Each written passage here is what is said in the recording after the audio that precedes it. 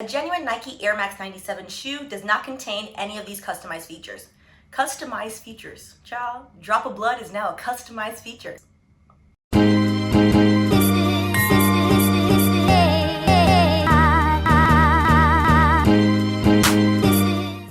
Welcome back to Wine and Chill, your home for all things legal shenanigans. I'm Stephanie, your friendly neighborhood lawyer. Well, as you already know the spiel, not your lawyer, which brings me quickly to our disclaimer. By watching this video, you understand and acknowledge that this video is solely for entertainment purposes only, and you agree that you've read the full disclaimer down below in the description box.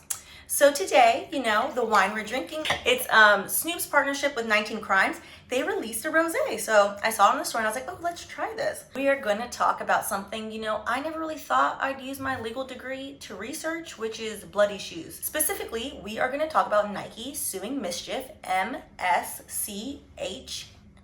I had to look at that and make sure. Suing over Lil Nas X's Satan shoes.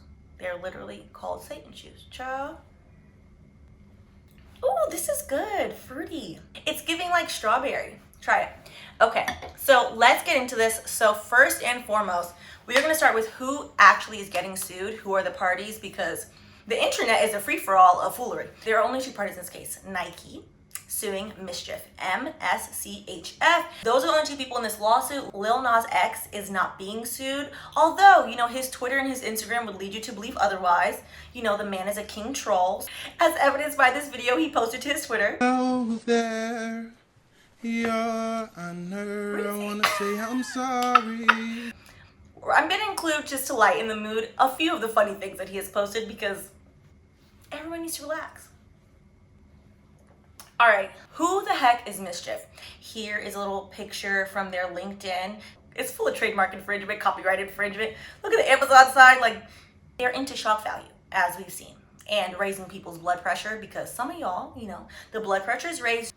So I'll take a breath. When I was doing my research, I came across this article by thefashionlaw.com. Highly recommend her blog. It's great. I'm forgetting her name, but I will put it in the description box as well. So they bought like 4 Birkin bags for about over $100,000, cut up said Birkin bags and turned them into Birkenstocks. Birkenstocks are those kind of, in my opinion, funny looking shoes that people like to wear. They now retail for $30,000 to $70,000 each. Why anybody would buy $30,000 shoes is above me. I have no idea.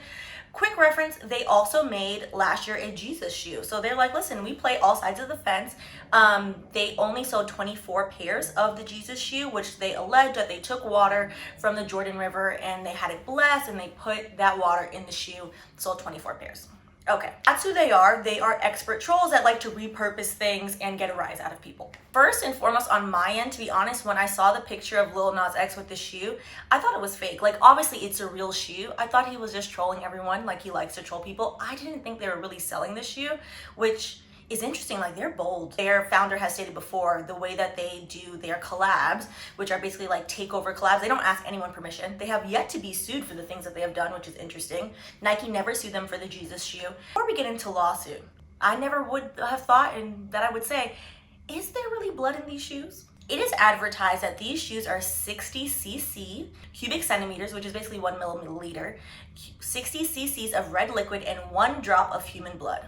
So, according to CNN, who interviewed these, interesting human beings, MSCHF spokesperson said that blood had been provided by members of the art collective, aka their employees, adding, "We love to sacrifice for our art." Later, Wisner explained, he's one of the executives at their little company, explained on a video call that the creative team collected individual drops over the course of a week using the same type of needle used in at-home glucose tests. The group also confirmed to CNN that Nike was not involved in this in any capacity. Can you imagine your employer coming up to you and be like, hey, run me some of your blood real quick?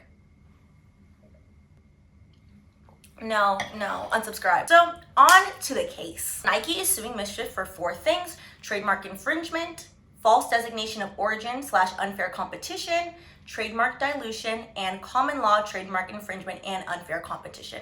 So 3 are statutory, and then common law means based off of court precedent. As usual, I will put the case here to the side of me so you can read along, and I'll link it below in the comments, as well as a few of the articles I read so you can have some context. We're going to cover a few new legal doctrines. The first one being the first sale doctrine. The first sale doctrine provides that an individual who knowingly purchases a copy of a copyrighted work from the copyright holder receives the right to sell, display, or otherwise dispose of that particular copy, notwithstanding the interest of the copyright owner. For example, MSCHF bought some ridiculously expensive painting, decided to cut it up and then sell the pieces, which they made a profit because people wanted a piece of the painting, which was interesting. So yes, so first sale doctrine is generally you can do whatever you want. So when I originally saw the picture of Lil Nas X with the Satan shoe, outside of how I feel about the shoe, we're talking about the lawsuit, I thought that he got this shoe customized for himself, which legally he could do. It's his shoe, he purchased it, he could do whatever the hell he wanted to do with the shoe. The issue here is the selling of 666 pairs, which, who bought these shoes? Who? Why? Why would you want that in your house? And then Nike being like, wait a minute, people think that you are buying my shoe. So that's what we're gonna get into. So which brings me to the elements of trademark infringement. The main parts that a plaintiff has to show, that Nike's gonna have to show, is that there's use, that it's in commerce, and there's likelihood of confusion. So basically, Nike has to show that they have a valid trademark and they're entitled to protection. You don't have to file for trademark protection with the USPTO to have a valid trademark, by the way. It does help. It helps in these instances so you can pull up the receipts like, look at the year I filed this, don't play with me. Second, they're going to need to show the defendant used the mark or similar mark in commerce in connection with the sale or advertising of goods or services without the plaintiff's consent. So, and then the last thing, Nike's going to have to show the defendant's use of the mark is likely to cause confusion as to the affiliation, connection, or association of the defendant with the plaintiff. Okay? So keep those in mind as we go through, like, what are the things that the judge is going to be looking for Nike to prove, for them to be like, hey, y'all can't be running around causing mischief and giving new meaning to bloody shoes. All right, so let's start with paragraph 1. MSCHF is currently taking orders. They drafted this before MSCHF release. The shoe sold out in 1 minute. So they're not taking orders, honey. They done sold off the shoe for over $1,000 each. For shoes, it refers to as Satan shoes, which are customized Nike Air Max 97 shoes that MSCHF has materially altered to prominently feature a satanic theme. Oh, Lord. This was done without Nike's approval or authorization, and Nike is in no way connected with this project. Below is an image of the genuine Nike Air Max 97 shoe next to MSCHF's customized Satan shoe. The material alterations include at least referring to the shoe as the Satan shoe. How many times are they gonna say Satan? Ooh! Adding red ink and human blood to the midsole, adding red embroidered satanic theme detailing, adding a bronze pentagram to the laces, and adding a new sock liner. So before we get into this a little bit, the argument will be by MSCHF, it's satire, like we're trolling you, we're poking at you, which Lil Nas is trolling people, and that is an element of marketing that I think a lot of people that are not in Gen Z generation are just like, oh, why are you doing like our big serious? It's like he's trolling you to make a point, and by being upset, you're letting him make the point. However, these shoes are a lot. I don't want to be any Britney one. Right, so here's the picture of Nike's Air Max 97 and the unauthorized Satan shoe with the 1 drop of employee blood. I'm not getting over the fact that they literally asked their workers to be like, come. I'm not gonna let that go. Paragraph 2, Nike has not and does not approve of unauthorized MSCHF customized Satan shoes. Moreover, MSCHF and its unauthorized Satan shoe are likely to cause confusion and dilution and create an erroneous association between MSCHF's product and Nike. In fact, there's already evidence of significant confusion and dilution occurring in the marketplace, including calls to boycott Nike in response to the launch of MSCHF's Satan shoe based on the mistaken belief that Nike has authorized or approved this product. I don't know why anybody would have looked at them like Nike authorized this, but we're gonna get to the people that really thought that. So what are the Nike trademarks in question? Because Nike files, I would gander to guess, if we went on the USPTO website, United States Patent Trademark Office, probably thousands of patents and thousands of trademarks regarding their shoes. They probably trademark each design for each shoe. They're actually not alleging here the trademark for the Nike Air Max 97 specifically. The Nike trademarks in question are actually the Nike word, the actual word mark of the word Nike, and the Nike swoosh. So paragraph 17, among Nike's most iconic assets are its Nike word mark and the swoosh design.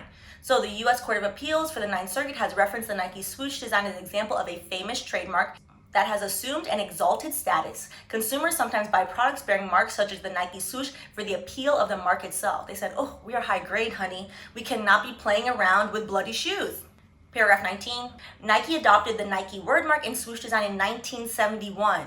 Many moons ago, and since then has continuously promoted and sold products bearing those marks, including in connection with dozens of iconic products like the ones described in this complaint.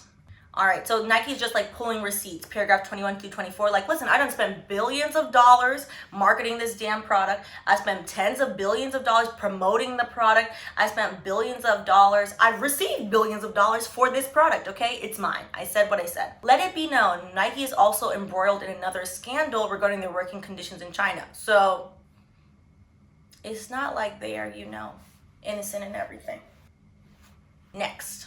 So let's look at some example swooshes. So this is what a trademark registration looks like. So you can see the trademark number, you see the design. So they're like, okay, the original design from January 22nd, 1974, I don't really like it. I think they did much better in 1984 when they streamlined it. The original one looks like Cheshire Cat.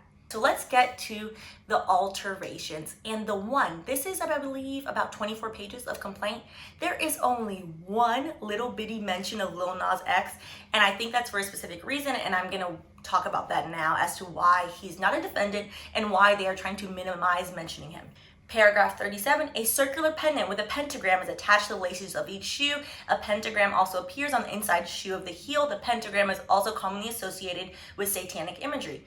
Paragraph 38, furthermore, the tab at the top of the tongue of the shoe depicts a red inverted cross. In popular culture and film, the inverted cross is often associated with Satanism or demonic activity. They're going on. And the one little mention of Lil Nas X. Paragraph 39, as can be seen from the back view of the shoe, the left shoe displays the letters MSCHF, and the right shoe displays the letters Lil Nas X, a rap artist who apparently collaborated with MSCHF on the Satan shoes. The bladder of each shoe appears to be filled with a red liquid. That's the one mention, and it's the apparently and the slight shade of them being like, we not gonna mention this man. And the reason why, in my opinion, why he's only mentioned once and why he's not a defendant is a very interesting conversation likely occurred with the senior partner of the firm who's representing Nike, as well as Nike's general counsel explained to them what the heck a troll is. When someone is a troll, their joy is derived from getting a rise out of people, which is what he's doing. He's proving his point like, hey, y'all bullied me, y'all did these things, F you, and also I'm gonna troll you, make y'all upset while I sit here and laugh about all of it, which from a marketing perspective is very interesting, but also to see it play out in real life, you want to not laugh because the shoes to me are a little bit scary. I'm not gonna lie, the shoes are a little bit scary. I'm like, oh, don't want to look at that. But it's funny, he's funny. You would be lying if you didn't say the man wasn't funny. Case in point. Hey, spare change, ma'am. He is not even being sued, but he's already feeding into it like, ha ha ha, it's a game. So in my opinion, I think they didn't name him as a defendant because it will just blow up and make everything bigger and out of proportion. When we get to the prayer for relief, when you see what Nike's asking for, they want it all to go away. They don't want anyone to promote this anymore. They don't want anyone to talk about it. They don't want the shoes distributed. That's what they're going after, and riling him up is not going to get them what they want. Although, like, he's already riled up, honey. Like, that man, wow, built different. So paragraph 40, a genuine Nike Air Max 97 shoe does not contain any of these customized features. Customized features. Child, drop of blood is now a customized feature. That seems very unsafe. Despite these drastic alterations, the Satan shoes still prominently display the Nike swoosh logo both at the top of the tongue and on the side of the shoes. Yes, it is a Nike shoe that they have basically dismembered. Oh, all of this is a mess. Anyways, and redone and resewn to add in all these extra things, extra alterations. So here we go, a picture. On March 26, 2021, a Twitter account focused on sneakers and popular culture published the following tweet announcing MSCHF's Satan shoe. This is when I and half of the internet was like, that's not real. And then the other half of the internet got super upset with Nike. MSCHF and Lil Nas X Satan shoes, Nike Air Max 97. It does say Nike, okay?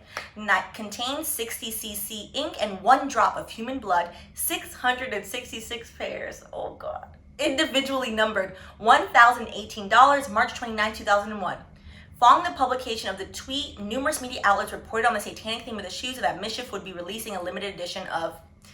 Saying that number, I feel like it's like Candyman. Like somebody's gonna pop up, and I'm just like, I'm not set up that way, okay? I'm not set up that way. All right, commotion and confusion. So a big part of trademark lawsuits is, are people confused? Are you creating this idea that people are associating whatever the thing is that you don't like with your trademark? And although I don't want to say reasonable people, but kind of like, reasonable people are like, obviously, like, this is, another company doing this. Why would Nike ever approve freaking bloody shoes? There were a lot of people on the interwebs that were confused. Let's start with Nick Swaggy P. Young. Sir. My kids will never play Old Town Road again. I'm still debating about wearing at Nike after this. Come Nike, a drop of blood for real. I'm just gonna use his own meme. This is included in the complaint. A bunch of people who, this is screenshots, which I always think is so interesting in these cases where social media plays a part. There's always screenshots on screenshots on screenshots. Kiss My Tats _81 said, "This is sickening! Exclamation mark, exclamation mark, exclamation mark. How is Nike not involved when there's a Nike symbol on the shoe?" Well, Kiss My Tats, you can buy a Nike shoe and you could put Kiss My Tats on it. And Nike would never know. Chris down here, "This is disgusting. Nike should be canceled for this." It's the, that's a lot of exclamation marks, Chris, but it's the automatic rage. Like, nobody asks questions like, who authorized this? Who is selling this? But to Nike's point, there are a lot of confused people. Okay. One of the other claims by Nike is that there's trademark dilution. So there is a great Twitter thread, which y'all know I don't have the Twitter, but I was perusing around, and Alexandra J. Roberts, she is a law professor at the University of New Hampshire. She did a live tweeting of the whole entire complaint. She specializes in trademark, entertainment law, really great, highly recommend, and she basically went over trademark dilution. So I will link her Twitter thread down below so you guys can read through that. I think it's super helpful. Particularly, it's not that long, so it walks you through all of the claims, all 4 of them, since we're only really covering one with a touch on 2. Professor Roberts tweeted, "For the newbies, there are 2 kinds of dilution: tarnishment, harming reputation in association with something tawdry, or bad, like sex, drugs, etc., and blurring, harming the strength of the famous mark by associating it with a different source. Neither requires confusion." So out of tarnishment and blurring, for the blurring, Nike has already established, like, hey, we have a famous trademark, as they linked back to a lawsuit that just randomly brought them up and was like, Nike's trademark, creme de la creme, famous. So they're trying to prove the elements of the case by doing that, which is why they have there. So she then goes on to say, anyways, I'm a little surprised that Nike didn't hit the tarnishment harder because Satan. I like her, she's funny. But I appreciate the light touch. It's classy. It says, we're all adults here. Even Governor Christie Noam. Child, Governor Christie Noam jumped straight to it, just riled her blood pressure up, didn't ask any questions. It was like, listen, this is my brother, who's a little bit younger than me. I'm the oldest of 7, by the way. When I was talking to him about YouTube the other day, he was like, Stephanie, the internet always wins, which is something I realized like Gen Z really gets. And like, as now oh my God, am I an old millennial? I guess I'm an old millennial. As an old millennial, I didn't necessarily understand the internet always wins. You cannot rile yourself up because the internet will always win. So let go and let God. Now, what is Nike asking for? Basically, Nike is asking for MSCHF to keep their name out their mouth. So, wherefore, Nike respectively pays for list of things: a judgment and order enjoining MSCHF and MSCHF's affiliates. So they're asking for injunctions. Injunctions are not monetary. It's saying stop doing this thing. So an injunction is to stop someone from doing something else. Like injunctions happen like in divorce proceedings where people are like, okay, I'm gonna get injunctive relief that you cannot come in our marital home anymore. Like, do not enter your trifling behind over here. That would be an injunction. So in judgment and order enjoining MSCHF and MSCHF's affiliates, officers, agents, employees, attorneys, and any and all persons acting in concert with MSCHF during the pendency of this action and permanently thereafter from, they said, forever. Manufacturing, transporting, promoting, advertising, publicizing, distributing, offering for sale, or selling any products, including but not limited to the Satan shoes.